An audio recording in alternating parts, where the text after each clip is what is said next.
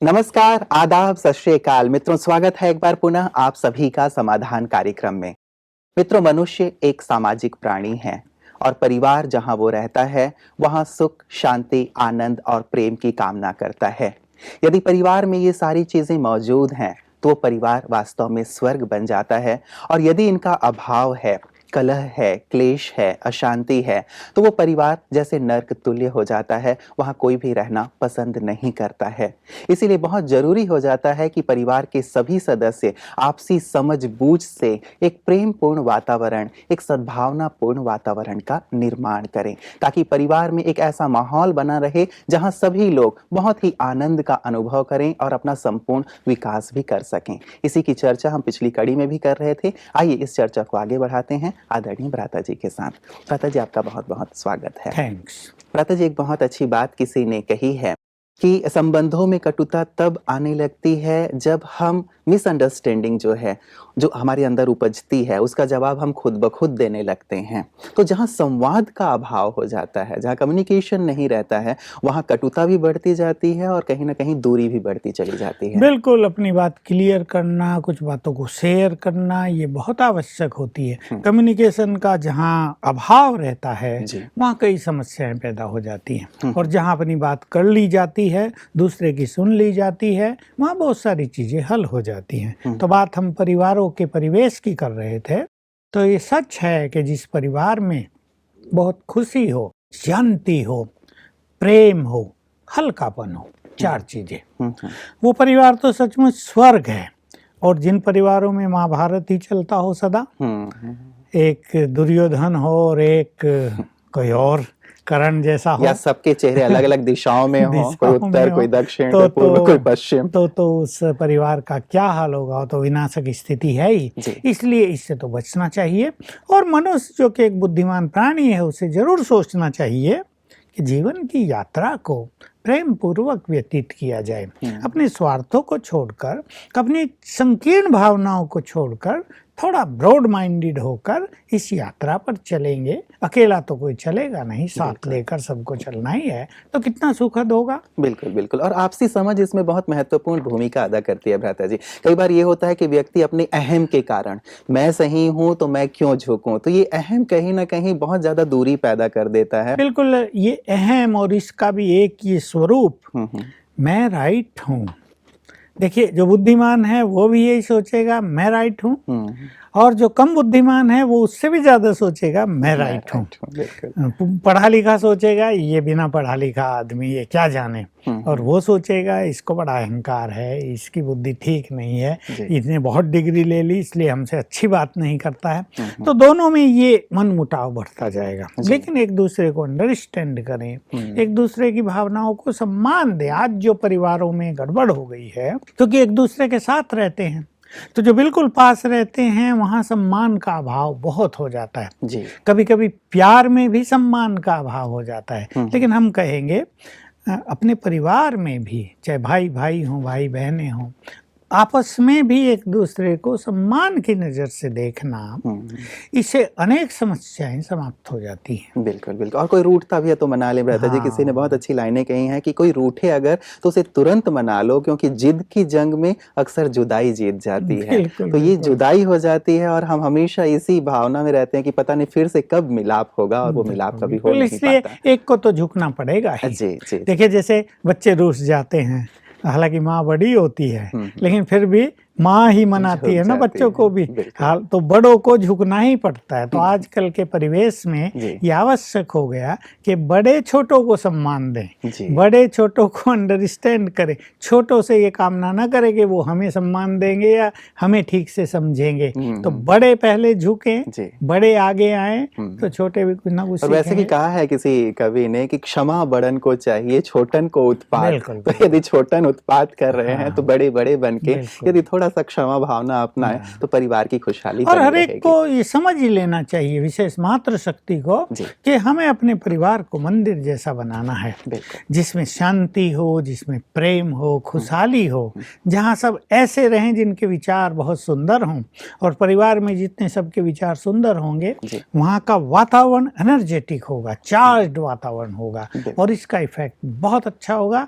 न वहाँ समस्याएं आएंगी, न वहाँ बीमारियां आएंगी, बिल्कुल। और अगर बीमारियां आ भी गई तो बहुत जल्दी समाधान मिलेगा। तो परिवार के बहुत सारे मेल हमारे पास आए हैं। इनमें एक मुंबई की हमारी बहन लिखती हैं कि मैं स्किन स्पेशलिस्ट हूँ, मेरी शादी को 7 साल हो गए, पति ने धोखा दिया और वो छोड़कर चला गया। कोर्ट में केस चल रहा है जिससे मैं बहुत ज़्यादा अपसेट रहती हूँ, बच्चे पर भी गुस्से में हाथ उठा देती हूँ, मुझे बहुत रोना भी आता है। 2 बार मैं सुसाइड करने की कोशिश कर चुकी हूँ। 2 साल से ब्रह्मा कुमारीज विद्यालय के संपर्क में हूँ जिससे मुझे थोड़ा संबल मिला है। मैं पूरी तरह अपने पास्ट को भूलना चाहती हूँ और अपनी इन कमजोरियों से मुक्त होना चाहती हूँ, मैं क्या करूँ? देखिए, बात तो बहुत बुरी हुई कि पति और पत्नी के बीच में डाइवोर्स हो गया। जी। संबंधों में अच्छी अंडरस्टैंडिंग नहीं रही, या दोनों का ईगो टकराया होगा। दोनों ही डॉक्टर होंगे, ये स्किन स्पेशलिस्ट है, जी। वो भी कुछ होगा, तो दोनों का ईगो भी टकराया होगा। और संभव है कुछ और भी कारण रहे हों, पति का कहीं और लगाव हो, उसके कारण भी डाइवोर्स हो गया हो। जी। तो कारण चाहे कुछ भी हो, लेकिन इनको अब अपनी मनोस्थिति नहीं बिगाड़नी चाहिए, क्योंकि अगर इनकी मनोस्थिति बिगड़ेगी तो परिस्थितियां और बिगड़ती जाएंगी। अब चलो, डाइवोर्स का केस चल रहा है, और ये जो चाहेंगी वो भी हो सकता है, ये डाइवोर्स चाहेंगी। साथ रहने में तो अब इनको मजा आएगा भी नहीं, कि न जाने क्या कारण है, वो तो इन्होंने बताया नहीं। लेकिन अगर ये साथ रहना चाहती हैं तो उसका भी हल हो जाएगा, अगर ये सेपरेट होना चाहती हैं वो भी हो जाएगा। लेकिन शर्त यही है कि ये अपनी मनोस्थिति को बिगाड़े नहीं। जीवन बहुत इम्पोर्टेंट चीज है। सुसाइड कर लेना ये कोई समस्याओं का हल नहीं है। 2 बार ये कोशिश कर चुके हैं। ये मनुष्य सोचता है कि मर जाएं तो शायद उसे भी अकल आ जाएगी। कई लोग सुसाइड इसलिए कर लेते हैं, दूसरों अकल को भी आ जाएगा और दूसरा हम अपनी इन समस्याओं से मुक्त हो जाएंगे, वो ये सोचते हैं। लेकिन ये सबको बहुत अच्छी तरह मालूम होना चाहिए कि इस तरह मरने के बाद समस्याएं ज्यादा हो जाती हैं। अनेक केसेज में तो आत्मा भटक ही जाती है, और जब उसे पुनर्जन्म मिलेगा तो अब से 10 गुनी समस्याएं उसके सामने होंगी, बचपन से ही होंगी। इसलिए ये मार्ग तो बिल्कुल गलत मार्ग है, नरक में ले जाने वाला मार्ग है, यात्रा को जटिल करने वाला मार्ग है। इसका संकल्प तो इन्हें अभी त्याग कर देना चाहिए। और जब ये 2 वर्ष से राजयोग के कांटेक्ट में आई हैं तो इन्हें थोड़ा सा समय निकाल कर फिर से राजयोग का अच्छा अभ्यास करना चाहिए। और ये जो इनकी मनोस्थिति है, जो इनमें अवगुण आ गए, बहुत क्रोध आता है, नेचुरली इसके क्रोध बिना कारण नहीं है। ऐसे में मनुष्य को क्रोध आएगा ही, क्योंकि वो अपसेट रहता है। जब ये प्रैक्टिस में जाएगी तो ये पेशेंट को भी क्या देखेगी, क्योंकि ये खुद टेंशन में है, अपसेट रहती है, तो इसकी बुद्धि ठीक से डिसाइड नहीं करेगी कि दवाई क्या दी जाए। इसका डायग्नोसिस बहुत प्रॉपर नहीं होगा। इसलिए इसको अपने चित्त को शांत करना चाहिए, और अब राजयोग का बहुत अच्छा अभ्यास करके अपने क्रोध को भी जीतना चाहिए। और देखिए, इस समस्या से भी ये निजात पा सकती है। उसका स्पिरिचुअल तरीका अगर ये अपनाए, थोड़ा अच्छा सा राजयोग सीखे, जाकर ईश्वरीय ज्ञान की स्टडी करे, 1 घंटा रोज ये दे उसके लिए, बस ज़्यादा समय नहीं, तो इसके अपने मन में शांति आएगी, प्रेम प्रकट होगा, इसकी अपनी प्योरिटी बढ़ेगी, इसके अपने एटीट्यूड्स बदलेंगे। और देखिए, ऐसे में क्या होता है, ये जरूर अपने पति को दोषी मान रही होगी, उसने मेरे से ऐसा किया। लेकिन कहीं ना कहीं मनुष्य के अपने एटीट्यूड्स, उसका ईगो, उसके अपने कर्म, उसका व्यवहार भी इसके जिम्मेदार होते हैं। लेकिन हर व्यक्ति की उंगली दूसरों की ओर होती है ना, अपने को प्रोटेक्ट करता है मनुष्य, दूसरे की ओर उंगली करता है।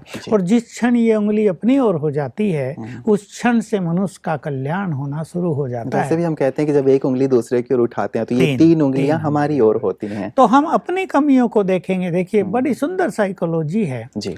ये अपनी कमियों को महसूस करे तो इसका पति अपनी कमियों को महसूस कर लेगा, और इनमें कहीं ना कहीं समझौता हो सकता है। ये झुकने लगे, उसमें भी झुकने के संकल्प आएंगे।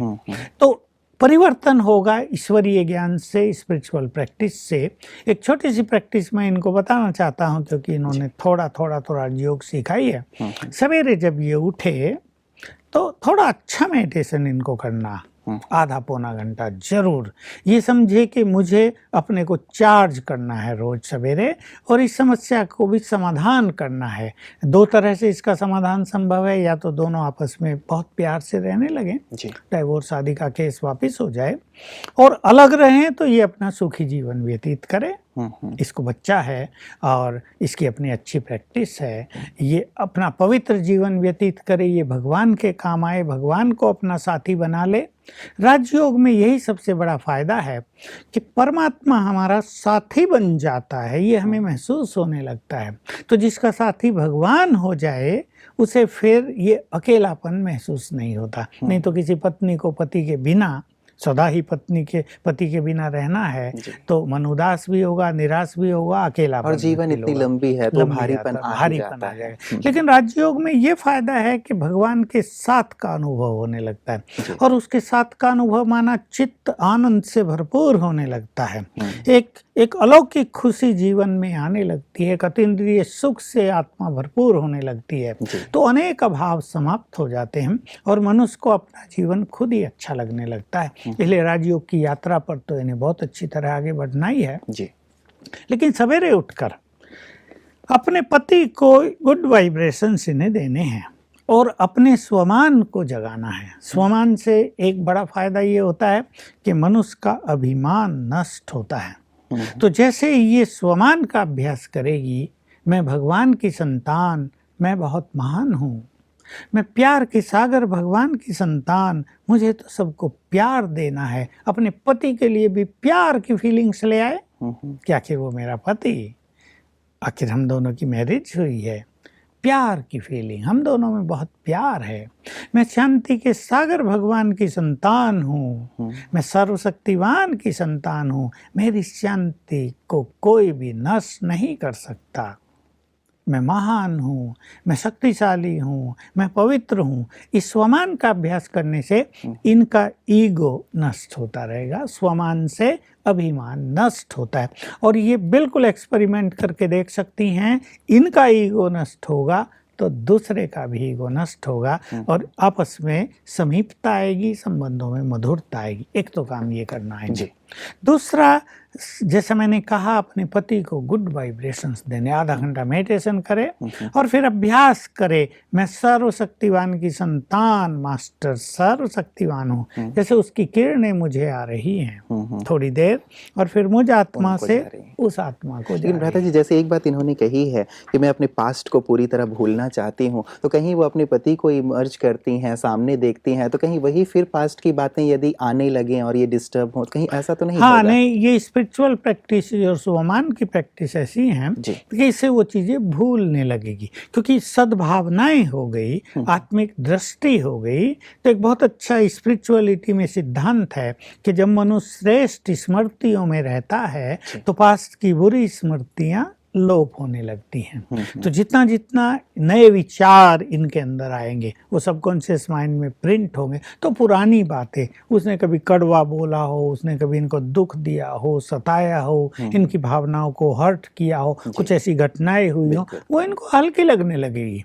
ये तो कुछ भी नहीं थी, मैं केवल ज्यादा सोच रही हूँ इसलिए हर बात मुझे बड़ी लग रही है, इट वाज नथिंग, ऐसा इनको लगने लगेगा और ये भूलने लगे। क्योंकि भ्राता जी, जब तक जैसे आपने कहा कि कुछ अच्छे अभ्यास नहीं करते, कुछ अच्छी स्मृतियां में नहीं होती हमारे पास, तो जो पास्ट में घटित हुई हैं, जिनसे हम बहुत ज्यादा प्रभावित हुए हैं, जिसने हमारे पूरे जीवन को बदल दिया है, वो चीजें बार बार आती रहती हैं और वो चीजें परेशान भी करती हैं, और साथ ही साथ हम उन्हें क्षमा भी नहीं कर पाते जिन्होंने हमारे साथ इतना बुरा किया है। बिल्कुल यही बात कि देखिए, सूक्ष्म साइकोलॉजी पे ध्यान दें, पास्ट की जिन बातों को हम बहुत सीरियसली लेते हैं वो तो हमें कभी नहीं भूलेंगी, और जिन बातों को हम हल्का कर दें, लाइटली ले लेंगे, कुछ नहीं, ये तो होता रहता है जीवन में, वो तेजी से भूलती जाएंगी। तो हम महत्व न दें उन बातों को, जो कुछ हो गया है बस हो गया। अब जीवन सुंदर चीज है, आगे बढ़ो। फिर मेरे नई साथ ही चीजें ऐसा करो। क्यों हुआ? कई बार हाँ, ये संकल्प भी बिल्कुल कि सबका बिल्कुल जीवन कितना अच्छे हो सकता है कि इनकी सहेलियां हों जिनकी मैरिज लाइफ बहुत अच्छी चल रही हो, लेकिन जब वो देखती हो कि मेरी ऐसी स्थिति हो गई है तो मेरे साथ ही ऐसा क्यों हुआ? और कई हाँ, बार भगवान के लिए कि भगवान भगवान ने के मेरे लिए। साथ हाँ, ऐसा क्यों बिल्कुल किया? सारा गुस्सा फिर भगवान पे उतरता है कि हम्म। तुमने मेरे साथ ऐसा क्यों किया, उसे सुख दिया, उसे सुख दिया, उनका फैमिली मैंने लाइफ क्या कितना किया था? सुंदर है, मैंने तुम्हारा क्या बिगाड़ा था, हम्म। मैंने तुम्हारे क्या नुकसान किया था। तो भगवान को गाली देने लगते हैं जी लोग। जी। लेकिन इसमें हर व्यक्ति अपने कर्मों का जिम्मेदार स्वयं है। हर मनुष्य ने जो कुछ किया है उसका फल ही उसके सामने आ रहा है। अब अच्छे कर्म करेंगी, पुण्य कर्म करेंगी तो इस दुविधा से ये पार हो जाएंगी। बस यही जरूरी है कि अपने पति को भी ये क्षमादान कर दें। लेकिन ये भी तब होगा जब इनका स्वमान बहुत ऊपर उठेगा। नहीं तो ये सोचती होंगी वो मेरे से क्षमा मांगे, हाँ ये हाँ, उल्टी बात हो जाती है। बिल्कुल। लेकिन ये उन्हें क्षमा कर देंगी तो वो भी इनके पास क्षमा मांगने आ जाएंगे। जी ये सूक्ष्म साइकोलॉजी इस तरह काम करेगी जी। और तभी इनका जो आगे का जीवन है वो सुंदर हो सकता है। बिल्कुल, चलिए हम दुआ करेंगे। भ्राता जी, मुंबई से हमारी बहन ने नाम तो नहीं दिया है, लेकिन जो भी हैं ये पुनः सुसाइड अटेम्प्ट ना करें। 2 बार तो कर चुकी हैं, लेकिन अब चूँकि इन्हें परमात्मा ज्ञान मिला है तो अच्छे से अपने आप को, जैसे आपने कहा, स्पिरिचुअल प्रैक्टिसेस करें तो सहज हो जाएगा, इनका जीवन सरल हो जाएगा और आनंदित हो, ऐसी हम शुभकामना करते हैं। ये भी हमारे पास मुंबई से आया है और ये कहती हैं, I am a housewife and financially dependent on my husband. My husband constantly fights with me and threatens me to leave the house, and also constantly shouts at my children. As a result of all, I and my children have started feeling depressed all the time. Also, we have started having hatred towards him, due to which we want him to always stay away from the house. This is having huge negative impact on me and my children, due to which they are not able to study and have no friends. I have also been cut off from everyone. Please guide us to improve our situation and please give a solution to our problem. ये भी मुंबई से हमारे पास आया है भ्राता जी। ये भी बड़ी प्रॉब्लम हो रही है। एक बड़ी समस्या इस तरह पैदा हो गई है जी। कि एक व्यक्ति का व्यवहार पूरे परिवार को अशांति में डाल रहा है, टेंशन में रख रहा है और इससे इनकी जो योग्यताएं हैं वो भी दबती जा रही हैं, नष्ट होती जा बच्चे रही भी स्टडी नहीं हाँ, कर बच्चे पा रहे हैं, study उनके कोई नहीं कर पा रहे। फ्रेंड्स नहीं है, ये भी कट ऑफ हो गई हैं घर सोसाइटी में से। प्रेम का और खुशी का माहौल जब नहीं होता, जी। एक प्रेशर का माहौल जिस परिवार में होता है तो बीमारियां बहुत बढ़ती हैं। अब निश्चित रूप से ये बीमार रहती होगी और इसकी बीमारियां बढ़ेंगी ही, क्योंकि जब मानसिक अशांति मनुष्य को बहुत होती है और ऐसा व्यवहार भी पति की तरफ से हो जो सबसे समीप का नाता है, तो बीमारियां बहुत बढ़ती हैं और मनुष्य को खुशी भी नहीं रहती और कई तरह के नेगेटिव विचार उसके अंदर आते हैं। जी, जी। और सबसे बुरी चीज ये है, माँ ये देख देख कर बहुत दुखी होती है कि उसके बच्चों का क्या होगा, बिल्कुल। क्योंकि वो पढ़ नहीं रहे, बाप तो उनकी केयर करता नहीं, फिर प्रेशर माँ अच्छा, पर भी फाइनेंशियली प्रेशर भी है, डिपेंडेंट हैं तो ये और कुछ चारा कर भी नहीं है इनके सकती, पास। जी। कर नहीं सकती है कुछ, क्योंकि कुछ बोलेंगी तो वो सब कुछ बंद कर देगा। जी। इसमें भी इनको स्पिरिचुअलिटी बहुत मदद करेगी। इनका समाधान यही है कि ये ईश्वरीय ज्ञान लें, ये अपने विचारों को चेंज करें, ये अपने वाइब्रेशंस को चेंज करें और ऐसा पावरफुल राजयोग का अभ्यास करें कि इनके पास्ट के जो विकर्म हैं वो नष्ट हो जाएं और उस आत्मा से जो कटुता का संबंध इनका है किसी भी कारण से, पूर्व जन्मों के कारण, वो ठीक हो जाए। तो एक सिद्धांत इसमें याद रखना होगा इनको कि जब मनुष्य की मनोस्थिति श्रेष्ठ हो जाती है तो परिस्थितियां स्वतः ही बदल जाती हैं। इनकी जो मनोस्थिति श्रेष्ठ होगी, इनसे जो वाइब्रेशंस चारों ओर फैलेंगे वो जाएंगे इनके पति को। जी। अब ये अपने पति के बारे में निरंतर निगेटिव सोच रही हैं तो इनसे निगेटिव वाइब्रेशंस पति को जा रहे हैं तो दूरी बढ़ती जा रही है। पति में क्रोध बढ़ता होगा, ईगो बढ़ता जा रहा होगा, इनको कष्ट देने की इच्छा बढ़ती जा रही है। ये मनुष्य के साथ होता है और ये डेफिनेटली कहीं ना कहीं वो लगे हुए जरूर होंगे। आजकल जो ये संबंधों में एक बहुत दूषितपन आ गया है तो मनुष्य कहीं और जुड़ा रहता है, उसका प्यार कहीं और रहता है तो अपनी पत्नी और बच्चों पर वो ध्यान नहीं देता। ऐसे बहुत सारे केसेस आ रहे हैं। अब इनको ये ध्यान देना है कि मुझसे निगेटिव एनर्जी पति को न जाए, नहीं तो उसमें गिरावट आएगी, भावनाओं में गिरावट आएगी, एटीट्यूड्स में गिरावट आएगी और ये दूरी बढ़ती जाएगी। अब इसका समाधान यही है कि इनसे positive pure energy, loveful energy पति की ओर जाए जी। और इसके लिए इन्हें थोड़ा राजयोग का अभ्यास करना ही होगा, अपने विचारों को श्रेष्ठ बनाना होगा और इस सिचुएशन को स्वीकार कर लें। ये देखिए, इन्हें ये सोचना चाहिए कि कहीं ना कहीं पूर्व जन्मों में मैंने भी, हो सकता है मैं पति रहा हूँ और ये पत्नी रही हो मेरी, और मैंने भी इनसे यही व्यवहार किया हो और अब उनका टर्न है, वो मेरे से व्यवहार कर रहे हैं। तो इस कर्मों के बुरे खाते को नष्ट करने के लिए योग की अग्नि इन्हें प्रज्वलित करनी ही पड़ेगी। जी जी जी। तो योग करके विशेष करके ये ठीक कर सकते हैं और एक पॉजिटिव वाइब्रेशन दे। लता जी, कई बार ऐसा नहीं होता कि मान लीजिए कि लगातार सामने वाले व्यक्ति की तरफ से दुर्भावना, बुरा व्यवहार, जैसे इन्होंने कहा कि एक लड़ाई भी होती रहती है, वो हमें डराते धमकाते रहते हैं, तो ऐसे में एक अच्छी फीलिंग लाना, जैसे आपने कहा कि एक पॉजिटिव वाइब्रेशन दें, कहीं ना कहीं एक बड़ी चुनौती लगती है। बिल्कुल चुनौती, बड़ी नहीं बहुत बड़ी चुनौती है। जहाँ निरंतर कोई मनु शाउटिंग कर रहा हो, बुरे वचन बोल रहा हो, बिल्कुल भावनाओं को ठेस पहुंचा रहा हो, ऐसे व्यक्ति के लिए गुड वाइब्रेशंस देना, शुभ भावनाएं देना, बिल्कुल लगता तो ऐसे ही है कि यह असंभव है। लेकिन जब ये ईश्वरीय विश्वविद्यालय में सेवा केंद्र पर जाएगी, वहाँ बहुत सारे लोग इसको मिलेंगे, तो इसके एटीट्यूड्स थोड़े ऊपर उठ जाएंगे और इसका जो लेवल है, स्पिरिचुअल लेवल, वो भी ऊंचा चला जाएगा।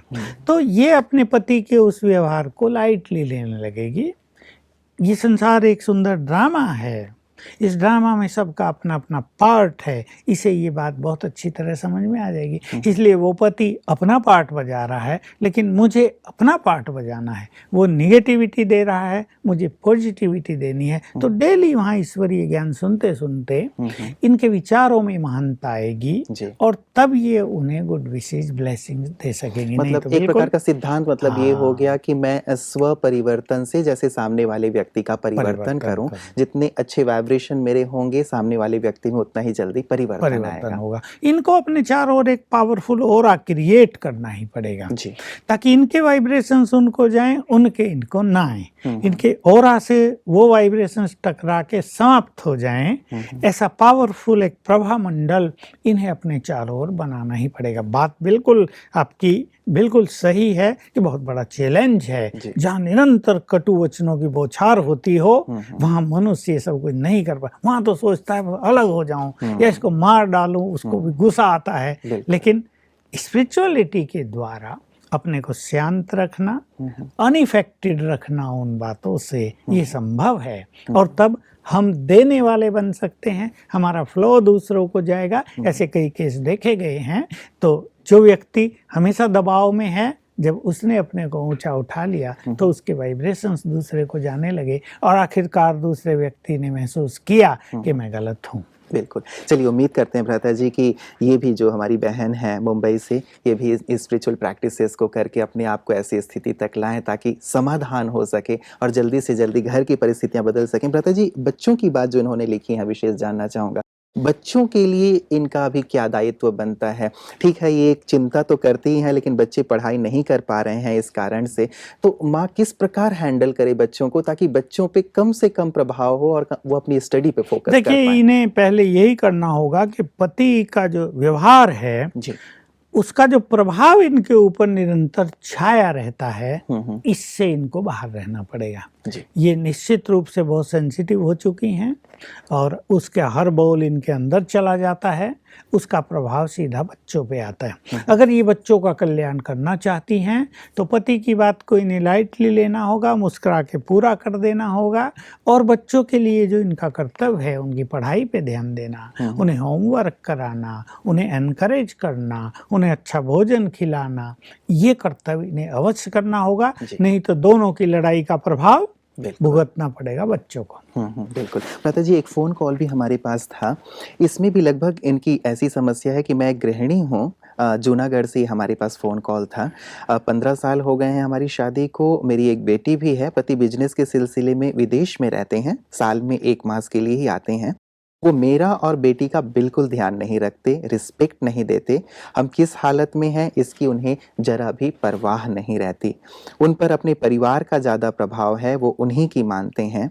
अब वो हमारा ध्यान नहीं रखते, हमें रिस्पेक्ट नहीं देते, इसलिए उनका परिवार भी हमें रिस्पेक्ट नहीं देता, हमारा ध्यान नहीं रखता। अपने पति के इस व्यवहार को मैं समझ नहीं पा रही हूँ, मुझे ऐसी कंडीशन में क्या करना चाहिए? ये भी बहुत प्रैक्टिकल प्रॉब्लम है जी। कि उस व्यक्ति का ध्यान पूरा अपने दूसरे परिवार की ओर है। उसे समझना ये चाहिए कि मेरा पहला परिवार तो ये है, बिल्कुल। पत्नी और बच्चे। मतलब ये अपने प्रथम माता परिवार है। पिता हाँ भैया भाई, भाभी आदि पे उनको ध्यान दे रहे हैं, देता है, इन पे बिल्कुल इन पे ध्यान ध्यान नहीं देता। जी। देखिए, है तो ये भी कर्मों का ही खेल, परंतु इसे बदला जा सकता है। एक सिचुएशन है कि पति की मेंटेलिटी को बदल देंगे, दूसरी सिचुएशन है मान लो वो नहीं बदलता, उसका ध्यान उधर ही ज़्यादा रहता है, तो ये अपनी स्थिति को बदल दें, अपने लाइफ को एंजॉय करें, क्योंकि वो ध्यान तो नहीं दे रहा पर कम से कम इन्हें पे आर्थिक मदद तो करता ही रहता है। तो इसमें भी इनको स्पिरिचुअलिटी बहुत मदद करेगी, इन्हें सीख लेना चाहिए। अब ये यहाँ हैं, पति वहाँ रहता है, तो इन्हें स्पिरिचुअल नॉलेज अवश्य इकट्ठी कर लेनी चाहिए। डेली 1 घंटा सेवा केंद्र पर जाकर संपूर्ण ज्ञान ले लेना चाहिए, तब ये अपने पार्ट को एंजॉय कर सकेंगी। अपने बच्चे के लिए भी जो इसके कर्तव्य है उनको भी ये पूर्ण कर सकेंगी। लेकिन इन्हें भी रोज सवेरे एक टाइम फिक्स करके अपने पति को कुछ अच्छे वाइब्रेशंस और कुछ अच्छे थॉट्स देने चाहिए जी। ये एक बहुत सुंदर सबकॉन्शियस माइंड की प्रैक्टिस है कि 5 बजे या ऐसा टाइम ये निश्चित करें जब वो व्यक्ति सोया हो, क्योंकि वहाँ के टाइम में और यहाँ के टाइम में अंतर होगा। जब वहाँ 5 बजे हो, जब वो सोया हो, यहाँ दिन का कुछ भी बजा हो, तब ये 10-15 मिनट तो उन्हें गुड वाइब्रेशंस दे राजयोग के द्वारा, और फिर माइंड टू माइंड उनसे बात करें। तुम बहुत अच्छी आत्मा हो, हम भी तो तुम्हारे साथी हैं, मैं भी तो तुम्हारी पत्नी हूँ, मेरे लिए भी तो तुम्हारा कुछ कर्तव्य है, हम तो तुम्हें बहुत प्यार करते हैं, तुम्हें भी हमें बहुत प्यार करना चाहिए। ऐसे ऐसे गुड थॉट्स दें। ये तुम्हारा बच्चा भी तो है, इसके लिए भी तुम्हारे बहुत अच्छे कर्तव्य हैं, वो भी तुम्हें पूर्ण करने हैं। तो ये थॉट्स जब रोज उन्हें देंगे सेम टाइम, तो उनका सबकॉन्शियस माइंड इन्हें एक्सेप्ट करता जाएगा, और जब वो उठेंगे तो उनमें जागृति आएगी। और निश्चित रूप से 7 दिन अगर लगातार किया जाए बहुत पावरफुल रूप से, तो उनके विचारों में चेंज आएगी। जो विचार इधर से भेजे जा रहे हैं वही विचार वो करेंगे। बिल्कुल, बहुत सुंदर भ्राता जी, आज आपने बहुत सुंदर कुछ पारिवारिक समस्याएं थी हमारी बहनों की, उनका बहुत सुंदर समाधान दिया है। आशा करते हैं, दुआ करते हैं कि इनकी ये समस्या जल्दी से जल्दी समाप्त हो जाए। आपका बहुत बहुत धन्यवाद। वास्तव में परिवार तो खुशहाली के लिए ही बसाया जाता है, लेकिन यदि दुर्भाग्य से वहाँ किसी प्रकार की ऐसी अनहोनी हो जाती है, किसी प्रकार की अशांति आ जाती है, समस्या आ जाती है, घबराएं नहीं उससे, उसे दूर किया जा सकता है। जैसे भ्राता जी ने आज बहुत सुंदर आध्यात्मिक अभ्यास बताए हैं, और मैंने उनसे एक बात पूछी भी अवश्य कि कितने दिन में ये दूर हो सकता है। यदि हम राजयोग का बहुत गहन अभ्यास करें तो निश्चित रूप से जल्दी हम अपने इन तमाम समस्याओं से दूर हो सकते हैं, मुक्त हो सकते हैं।